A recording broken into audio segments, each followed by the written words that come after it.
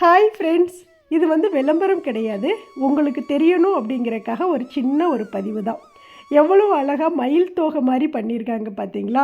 இது ஒரு கைவினை தொழிலாளர்கள் செய்யக்கூடிய அழகான ஒரு பொருள்.